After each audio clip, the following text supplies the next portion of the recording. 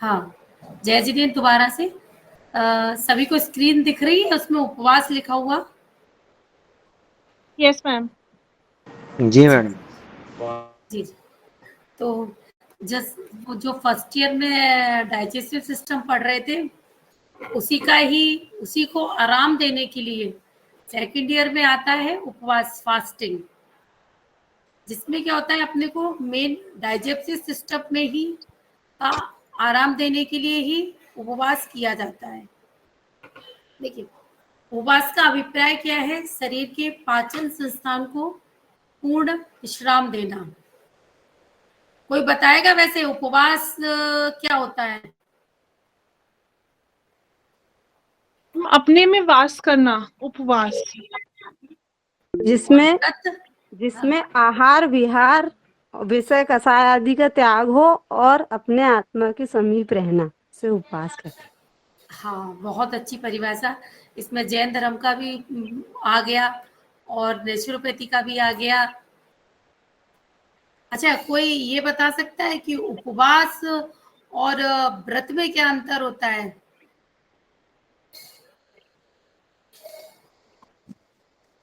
व्रत 3 कषाय चौकड़ी के भाव में होता है, और उपवास तो क्या कहते हैं, हम वैसे भी आहार त्याग कर देते हैं तो उपवास कहलाता है।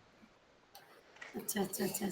हाँ, शरीर की दृष्टि से शरीर को ठीक करना हो तो उपवास, और जब धर्म के हिसाब से तो व्रत। मैम, व्रत तो अहिंसादिक व्रत कहलाते हैं, अहिंसा सत्य चौर्य। नहीं, वो ठीक है। वो अपने जो 5 महाव्रत है, अणुव्रत है, उनकी नहीं, अपन ये आज इससे रिलेटेड बात कर रहे हैं कि उपवास और एक मिनट,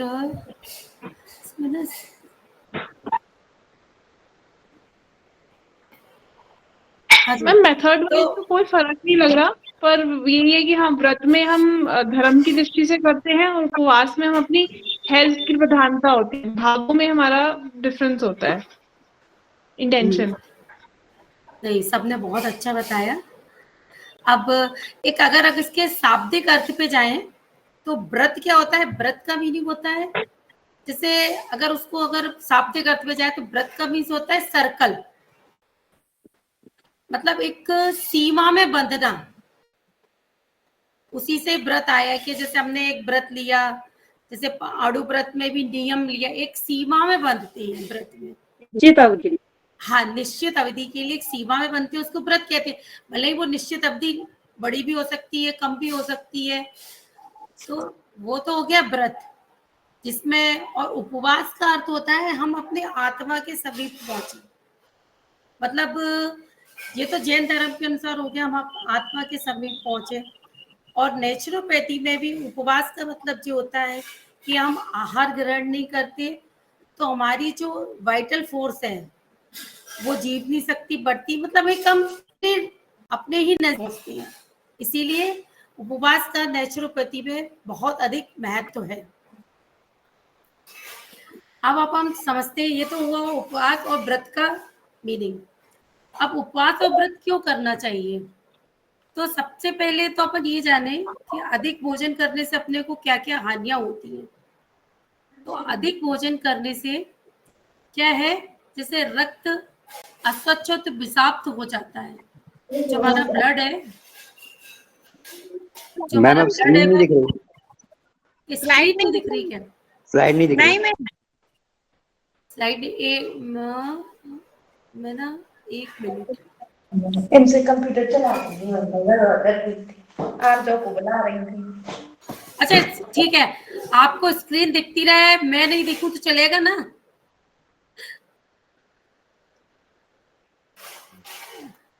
दोनों दिखे तो अच्छा है।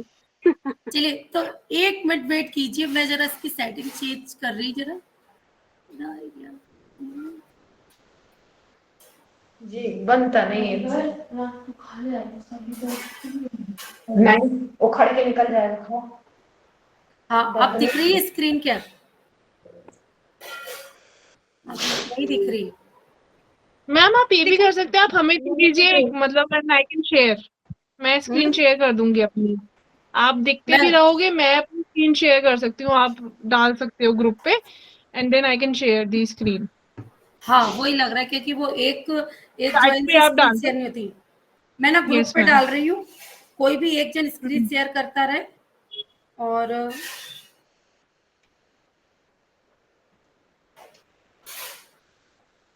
आई मीन चैट पे आप डाल दोगे तो मैं यहीं से कर लूंगी क्योंकि मैं फोन से कनेक्टेड हूँ। अगर हाँ आप मैं चैट पे फोन डाल पे, दोगे। मैं ग्रुप पे डाले दे रही हूँ, ग्रुप पे डाल दे रही हूँ। सीधी सादी सी है ना।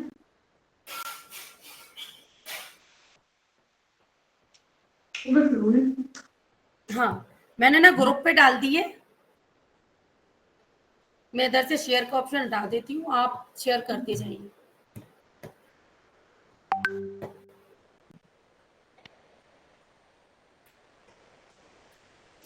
जी कर दीजिए शेयर।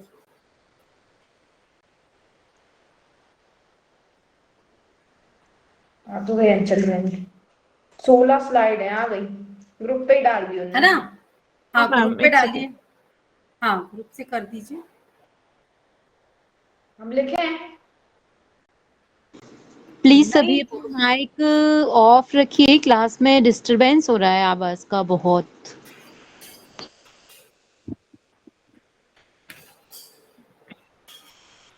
ये स्लाइड शेयर कर दी है मैंने ग्रुप पे, तो ग्रुप से ही आप लोग ले दिख लेना। रही है मैम? दिख रही है? शेयर कर दो उसको एक एक।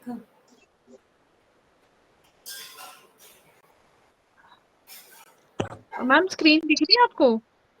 हाँ दिख रही है, दिख मैं रही है। ओके मैं थोड़ा ऐसे ही कर पाऊंगी क्योंकि मेरे में पीपीटी नहीं है, फोन से कर रही हूँ मैं अभी। अच्छा चलिए, सबको दिख रही है क्या? थोड़ा सा उसको बड़ा कर लीजिए तो दिख जाता रहेगा आप तो लोग को। ठीक है। हाँ जी।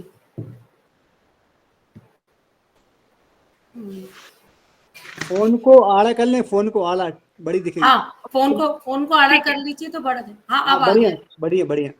हाँ अब सही आ गई है। अब सबको दिख रहा होगा। हाँ तो इसमें नेक्स्ट करें अपन। ये तो हाँ देखिए, उपवास का अभिप्राय क्या है? शरीर के पाचन संस्थान को पूर्ण विराम देना, जो अब डाइजेस्टिव सिस्टम फर्स्ट ईयर में पढ़ा है। क्योंकि कोई भी मशीनरी हो उसको आराम देना आवश्यक है। जो नेक्स्ट इसमें वो नहीं लिखा, जो इसमें हाँ आगे बढ़ाना इस स्क्रीन को। देखिए क्या होता है, जनरली एक ह्यूमन टेंडेंसी का है, या नेचुरोपैथी लोग तो भी एक लिमिट में भोजन करते हैं, लेकिन जनरली लोगों को आदत है अधिक भोजन करने की।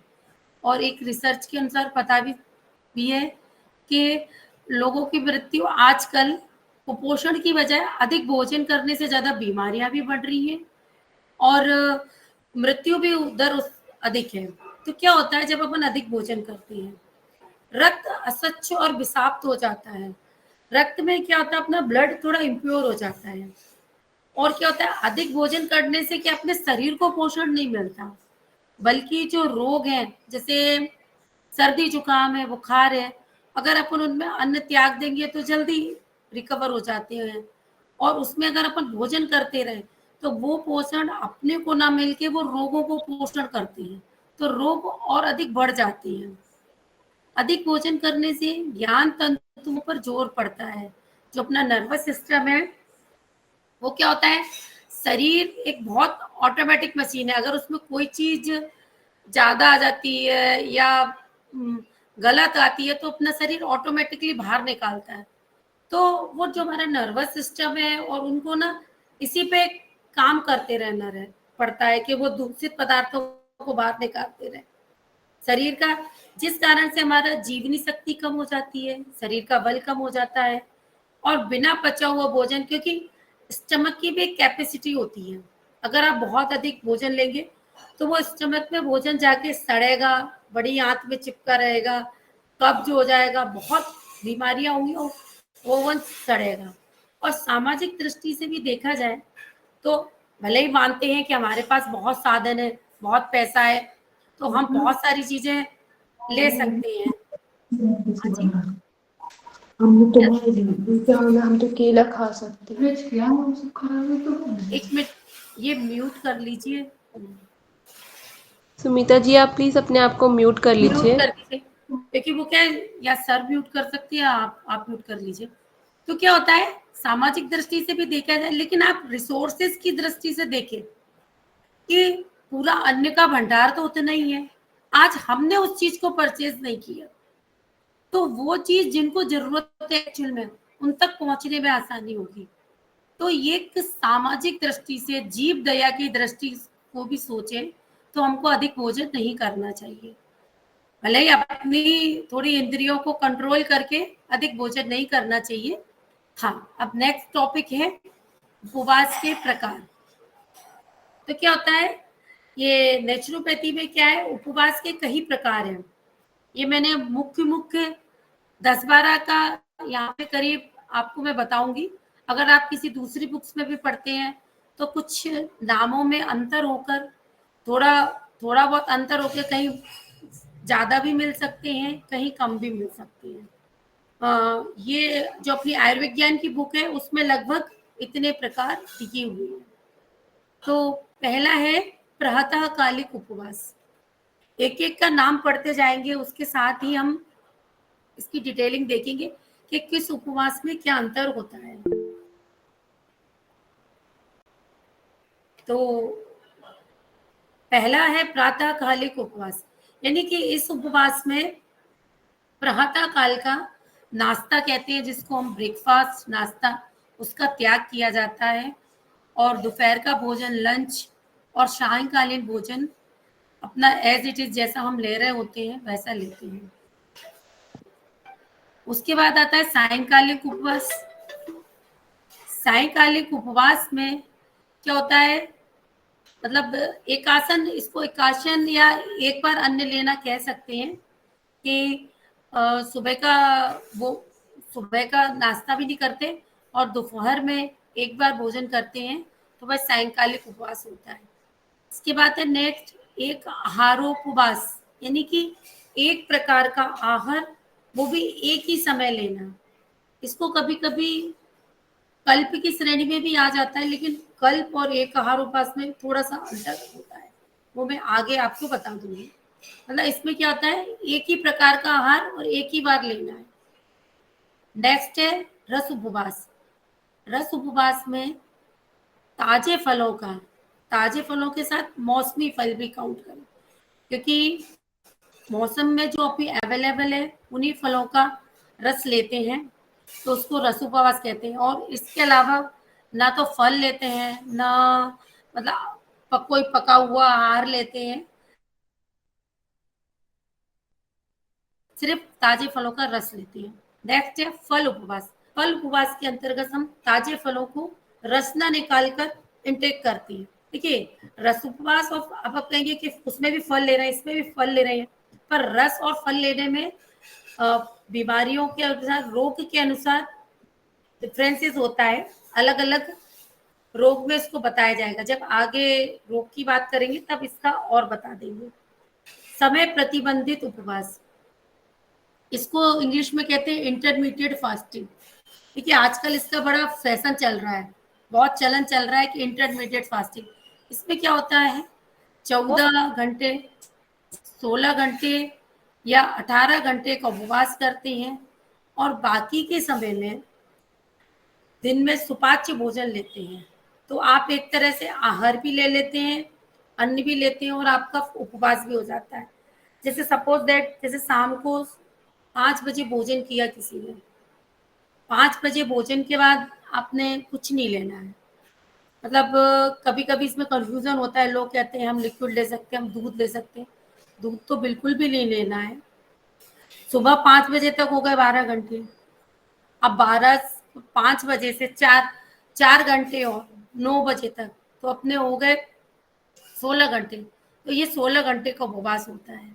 ऐसे किसी ने अगर 6 बजे तक भोजन लिया तो वो सुबह 10 बजे के बाद ही कुछ ले, तो ये होता है समय प्रतिबंधित उपवास।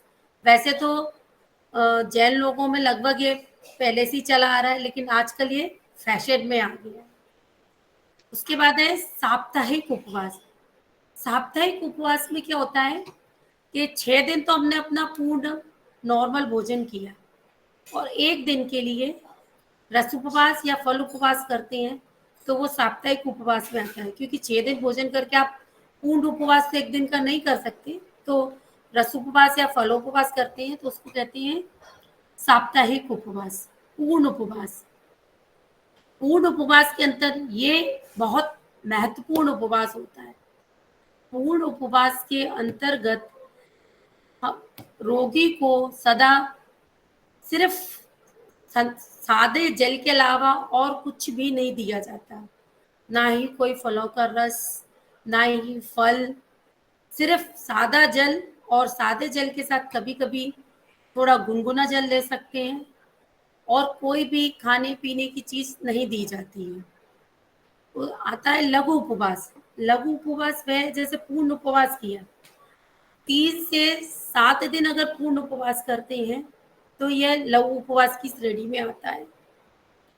अगला है कड़ा उपवास। कड़ा उपवास चलता है 21 दिन से लेके शुरुआत होती है इसकी, मतलब जो पूर्ण उपवास है उसी की अवधि बढ़ती है। लघु उपवास में तो 3 से 7 दिन का रहा। इसके बाद होता है कड़ा उपवास, जो लगभग 21 दिन तक चलता है। कभी कभी इसकी अवधि 40 दिन 50 दिन तक भी जाती है। टूट उपवास के अंतर्गत जैसे 3 दिन का लघु उपवास किया, उसके बाद 5 या 7 दिन या 3 दिन फिर सामान्य भोजन, सुपाच्य भोजन लिया, मतलब उसमें भी आप फलाहार, रसाहार और इसी तरह का लेंगे। उसके बाद दोबारा से उसको फिर से पूर्ण उपवास किया, इस तरह का होता है। तो उसको क्या ब्रेक होता है बीच में, यानी कि 3 दिन उपवास किया, फिर कुछ भोजन लिया, फिर 3 दिन उपवास किया, तो उसको टूट उपवास कहते हैं। और दीर्घ उपवास होता है, ये लंबे समय चलने वाला उपवास होता है। ये कभी 21 दिन, 40 दिन, 50 दिन तक का भी रहता है। और कड़े उपवास में भी सारे पूर्ण उपवास के नियमों का पालन किया जाता है। तो ये आपके एग्जाम में क्वेश्चन कई बार आता है कि जितने उपवास होते हैं उनके प्रकार और प्रकारों को समझाएं।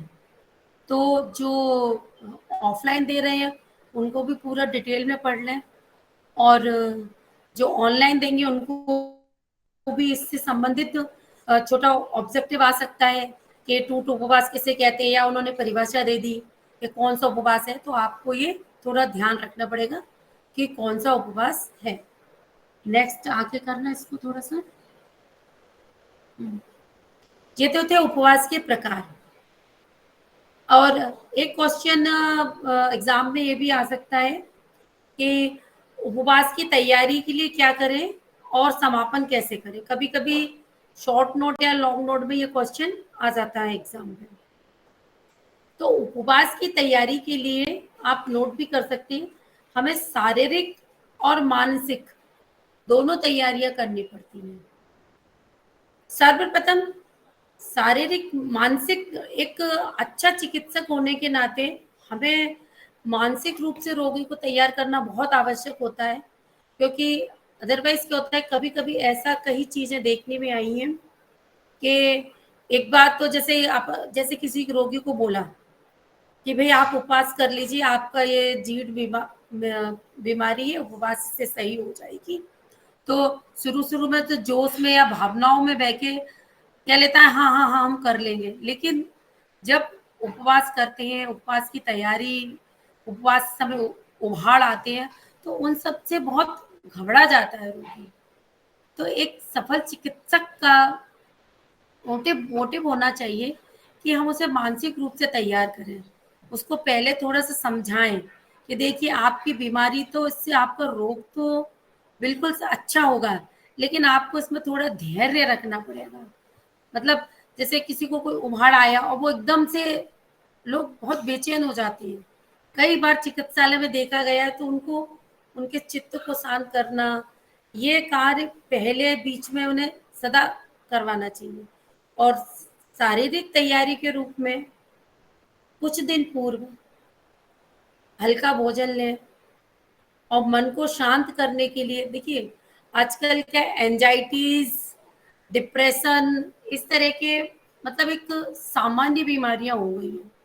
लोग बहुत टेंशन में आ जाते हैं चीजों में, जरा जरा सी चीजों में। तो वो एंजाइटी, टेंशन को भी शांत करने के लिए मानसिक के साथ साथ प्राणायाम भी बहुत उसमें योगदान देता है। प्राणायाम से हमारा मन शांत होता है। कई प्राणायाम ऐसे हैं जो हमारे मन को शांत करती हैं। प्राकृतिक वातावरण में रहें, कोशिश करें कि हम एसी वगैरह में उस समय ना रहें, खुला वातावरण हो। कुछ दिन पूर्व जैसे कटी स्नान है, गर्म पाद स्नान है, इस तरह के कुछ उनको प्राकृतिक उपचार दिए जा सकते हैं। और एक महत्वपूर्ण है, उपवास के बारे में उनको साहित्य पढ़ने को जरूर दें। मतलब कोई भी बुक जिसमें उपवास के बारे में बताया हो, या जिन्होंने उपवास किया है उनके एक्सपीरियंस हो कि भाई हमने किया तो हमें पहले दिन ऐसा फील हुआ, दूसरे दिन ऐसा फील हुआ, फिर हमने जब उपवास खत्म किया तो हमको इतना अच्छा फील हुआ, हमारे शरीर में इतना हल्कापन लगा। तो ये सब चीजें क्या है, रोगी को मोटिवेटेड करती हैं और वो बहुत मन से और बहुत अच्छे से एक्सेप्ट करता है इन चीजों को। क्योंकि क्या है ना, बचपन से सिर्फ खाने की ही आदत रही है। पहले अच्छा था कि व्यक्ति 2 बार खाता था, आज तो 4 बार 5 बार, मतलब क्या कहें। कुछ लोगों को देखो तो वो उनके जो भोजन ग्रहण करने की फ्रीक्वेंसी है ना, उसको ब्रेक करना स्टार्टिंग में बहुत मुश्किल होता है। और दीर्घ उपवास है, जो जीर्ण रोग है उनको सही करने के लिए बहुत उपद्रव उभाड़ भी आते हैं। तो मन से उनको प्रिपेयर करना एक बहुत जरूरी है, शारीरिक रूप से और मानसिक रूप से। नेक्स्ट स्लाइड ऊपर करना। हाँ जी, अब क्या होता है, अब ये अपन ने तैयार हो गए उपवास के लिए। अब ये क्वेश्चन भी एग्जाम में आ जाता है, थोड़ा सा ऊपर और कर देना कि उपवास काल में हमें क्या करना चाहिए और क्या नहीं करना चाहिए, कैसे क्या क्या कर सकते हैं जिससे हमारा उपवास का काल बहुत अच्छे से निकले। ये क्वेश्चन भी आता है कि उपवास काल में हमें क्या क्या करना चाहिए। तो सबसे पहला है जल पीना। देखिए, जैसे हमने उपवास का क्यों रखा है, क्योंकि हमें अपने डाइजेस्टिव सिस्टम को आराम देना है, अपनी आंतों को, उदर को, बड़ी आंत, छोटी आंत को क्लीन करना है। तो क्लीन करने के लिए आप जनरल कोई भी चीज क्लीन करेंगे तो पानी से ही करेंगे, उसी से साफ कर सकते हैं। तो हमें पानी पीने में बहुत अच्छे से पानी पीना चाहिए। मतलब पानी अच्छे से पिएंगे तो उसकी सफाई बहुत जल्दी तरीके से होगी। तो पानी पीना चाहिए। और पानी मतलब जैसे रोगी को अगर ठंडा पानी तो नहीं देना चाहिए, ताजा पानी ले। और कभी कभी अगर उसको ऐसा सर्दी सा फील हो रहा है या मौसम ठंडा है तो उसके अंदर हल्का गुनगुना, मतलब बहुत नहीं, हल्का गुनगुना पानी लिया जा सकता है। उसके साथ ही एक है एनिमा।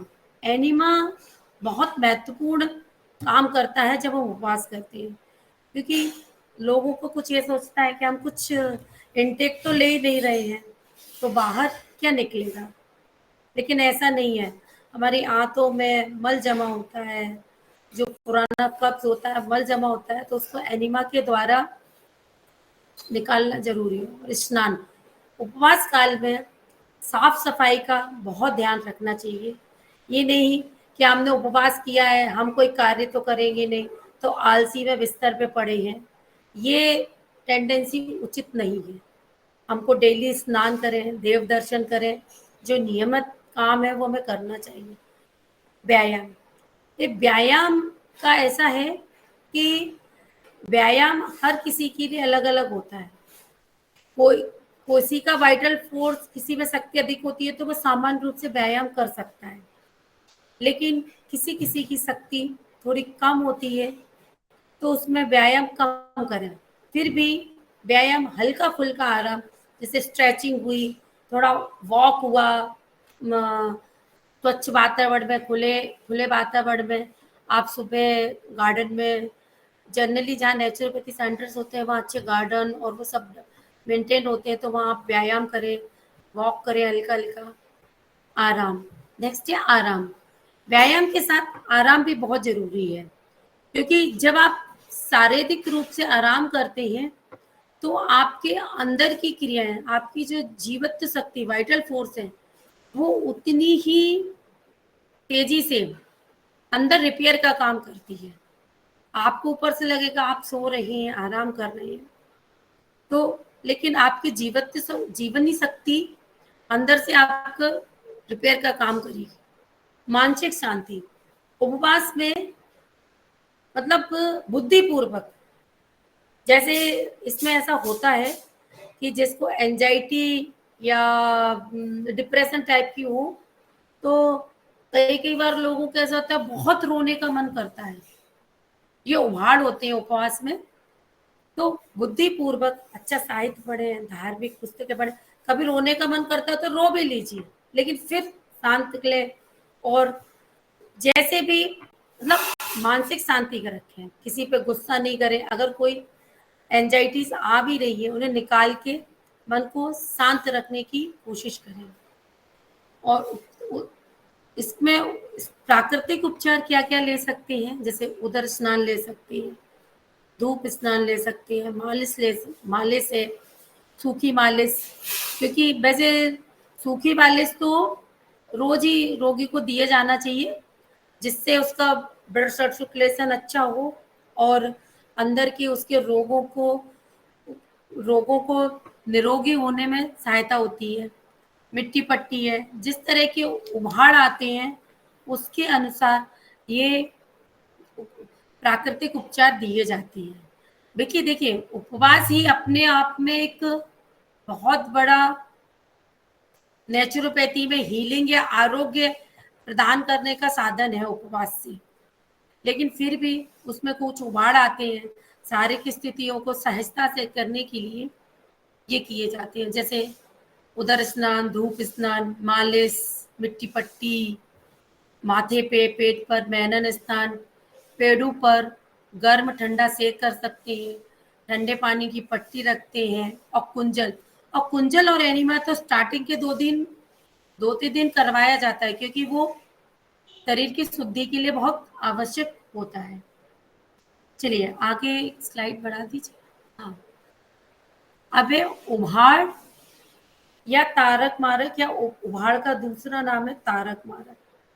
देखिए उभाड़ आना भी उपवास काल में आवश्यक है।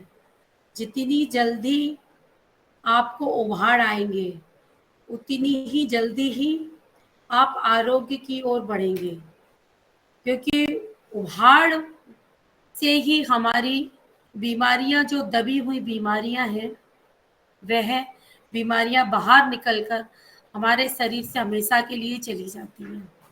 तो कुछ उभाड़ तो सामान्य से आते हैं और कुछ उभाड़ थोड़े कठिन होते हैं, वो चिकित्सक की देखरेख में वो कर लेते हैं। जैसे अब इसका आज अपन यही, देखिए समय भी थोड़ा बढ़ रहा है, ये अपना आज का लास्ट टॉपिक है। इसको डिटेल पढ़ने के बाद इसकी पूरी डिटेल लेंगे कि किस उभाड़ में हमें क्या उपचार करना चाहिए ना। तो जैसे मूर्छा आना या चक्कर आना, दोनों का लगभग एक जैसा ही रहता है। तो मूर्छा आना या चक्कर आने का क्या होता है, हमारा जो शरीर में भोजन न ग्रहण करने से कभी ताप कम हो जाता है, तो ब्लड सर्कुलेट होके मस्तिष्क तक रक्त नहीं पहुंचता है, तो इस कारण से मूर्छा आती है। तो उस समय हमें रोगी को पैर ऊपर करके लेटा देना चाहिए, जिससे उसका ब्लड सर्कुलेशन नीचे आएगा। जी शिखा जी कुछ कह रही क्या आप? अच्छा ठीक है मूर्छा आना, हाँ अब है अगला। तो इसमें हमको ये उपचार करना चाहिए, हल्की मालिश कर सकते हैं समय पे। सिर दर्द होना, सिर दर्द एक बहुत ही कॉमन सा है। कोई भी रोगी जब उपवास स्टार्ट करता है ना, तो सिर दर्द मतलब मेरे को लगता है 95% लोगों को होगा। उसके कई कारण हो जाती है, किसी किसी को गैस होती है, किसी किसी को एसिडिटी होती है, किसी किसी को भूख सताती है कि भाई अब वो आदत तो पड़ी हुई है ना 3 टाइम भोजन करने की, कि सुबह नाश्ता भी करना है, दोपहर का लंच भी करना है, शाम का भी भोजन लेना है। तो क्या है, मस्तिष्क इंडिकेट करता है कि भाई आपके पेट में कुछ पहुंच नहीं रहा है, तो सिर दर्द होता है। गैस एसिडिटी से भी सिर में दर्द होता है। तो और अगला गैस एसिडिटी में सिर में दर्द होता है। और कोई कोई क्या करते हैं, थोड़ी नीचे रहने दीजिए। जैसे क्या होता है, जैसे उन्होंने कुछ भोजन नहीं किया तो पानी नहीं पिएंगे, तो पानी की कमी से भी सर में दर्द होने लगता है। तो सबसे पहले तो सर दर्द में अगर हो तो पानी के साथ नींबू डाल के देना चाहिए। मतलब स्वच्छ जल लें, उसमें आधा या कागजी नींबू का रस निचोड़े और धीरे धीरे उसको लें। और नींबू का रस तो जैसे उपवास काल में भी आप मतलब और कोई फलों का रस नहीं ले सकते, पर नींबू का रस ले सकते हैं, क्योंकि नींबू आपकी सफाई को और अधिक फास्ट कर देता है। नेक्स्ट है हृदय दर्द। हृदय दर्द में क्या है, लोग घबरा जाते हैं कि हमको कहीं हार्ट अटैक तो नहीं हो रहा है, लेकिन उपवास काल में ऐसा नहीं होता। ये क्या होता है, हमारा जो मल जमा होता है अंदर, और जैसे भोजन नहीं किया हमने, तो क्या होता है, एक शरीर को तो ऊर्जा चाहिए, 1200-1500 कैलोरी डेली की चाहिए उसको अपनी। अगर आप बाहर का कोई काम भी नहीं कर रहे हैं, लेकिन शरीर की जो क्रियाएं हैं, श्वसन आदि क्रियाओं के लिए भी अपने को कैलोरी चाहिए। तो वो क्या करता है, वो अपना शरीर वहां से वो मल से ऊर्जा लेने की कोशिश करता है, तो वो क्या सड़ा हुआ मल रहता है, तो गैस एसिडिटी के कारण अपना हृदय दर्द भी होता है। तो हृदय दर्द के समय पे शांतिपूर्वक विश्राम कराएं, गरम ठंडे पेट पर गरम ठंडे का शेक कर सकते हैं, ठंडी पट्टी रख सकते हैं, ये प्राकृतिक उपचार दे सकती हैं। नेक्स्ट है अतिसार। अतिसार मीन्स होता है दस्त। तो दस्त के समय पे किसी किसी को दस्त भी लूज मोशन भी हो जाती है, तो लूज मोशन के समय पे उसको आराम कराएं और नींबू पानी दें, और साथ ही पेट पे मिट्टी पट्टी या ठंडे पानी की पट्टी रखें, उससे धीरे धीरे आराम अपने आप पड़ जाएगा। पर विशेष रूप से किसी भी दवाई का उपयोग या ना करें। अगला है मूत्र रोग। कोई रोगी जल ग्रहण कम करते हैं, तो जल ग्रहण कम करने के कारण मूत्र का अवरोध हो जाता है। मतलब जब आप जल ग्रहण नहीं करेंगे तो रुक जाएगा आपका मूत्र। तो उसके लिए हमें पहले तो पानी अधिक दें, और उसके साथ साथ ही मैनन स्नान करवाएं। मैनन स्नान से ये परेशानी दूर हो जाती है। नाड़ी का मंद होना। नाड़ी कभी कभी क्या है, भोजन ग्रहण नहीं करते तो नाड़ी बंद हो जाती है, तो इसके लिए चलते जल से स्नान कराएं, हल्की मालिश करें तो ये नॉर्मल आ जाती है। नाड़ी का तेज होने के लिए भी विश्राम कराएं और सूखी मालिश कराएं, तो नाड़ी भी सामान्य स्वर में आ जाती है। बमन, उल्टी, एसिडिटी, इनका देखिए, बमन उल्टी क्या है, जो टॉक्सिन्स है वो बाहर निकलने की कोशिश करते हैं, तो वो उल्टी के माध्यम से निकलते हैं, तो या तो उल्टी हो जाने दें, उसके साथ साथ हम उनको कुंजल कराएं।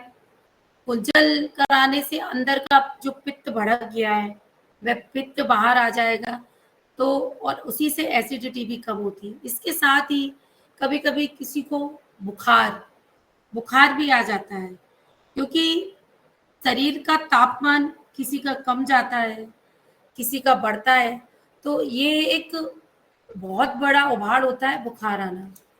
बुखार में सबसे सरल प्राकृतिक उपचार है कि हम उसको स्पंज करें या पेट पर और माथे पर ठंडे पानी की पट्टी रखें, है ना। तो ये उभाड़ है। अब समय भी हो गया है, सर क्लास लेंगे और आगे का अपन कल पढ़ेंगे इसका। इससे संबंधित अगर किसी को कुछ पूछना हो या प्रश्न हो तो पूछ ले। मैम आपने नाड़ी मंद होने का बताए थे और नाड़ी तेज होने का भी आपने समाधान बताए थे, उसको एक बार और बता दीजिए प्लीज।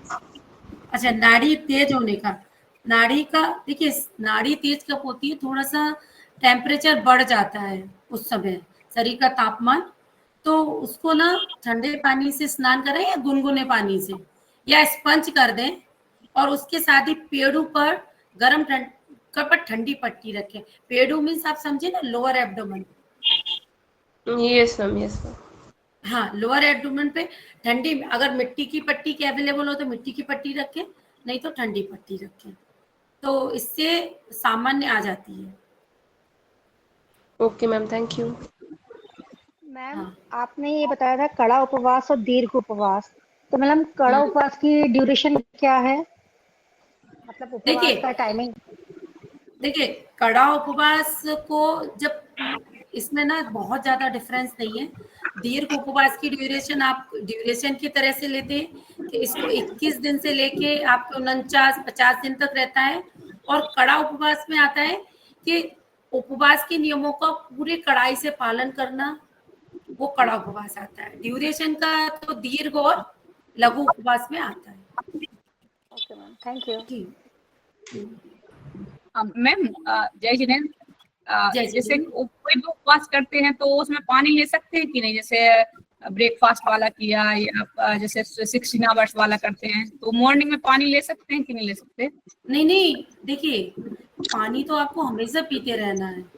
पानी का, इसमें आप नेचुरोपैथी के अनुसार कोई भी उपवास करें तो आप पानी तो हमेशा पीते रहें। जैसे इंटरमीडिएट फास्टिंग भी कर रहे हैं तो पानी आप पी सकते हैं, और पानी में आप नींबू डाल के ले सकते हैं।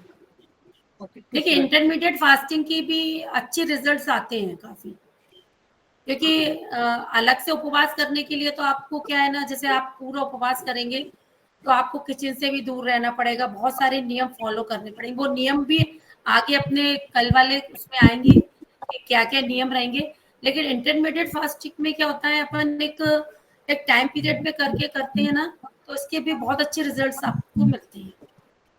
मैम ये 16 घंटे का उपवास हो, मैम 16 घंटे का उपवास तो मैम रोज ही होता है, फिर भी डाइजेशन सिस्टम ठीक नहीं होता, और मतलब हमारा तो रोज ही होता है 6 के बाद 10 बजे तक, दूसरे दिन तक कुछ भी नहीं लेते हम, पानी भी नहीं लेते 7-7:30 के बाद। तो फिर भी मैम एसिडिटी होती है, एक रोटी भी खाओ तो कहीं डकार आ रही है, कहीं कुछ, मतलब इतना वो भी लेते सैलेड वगैरह भी सब कुछ, फिर भी नीताजी जाना नहीं, अभी नीताजी जाना नहीं, क्लास अटेंड करना, अगली क्लास डकारे में बताने वाला हूँ, तो डकारे आपको आती हैं।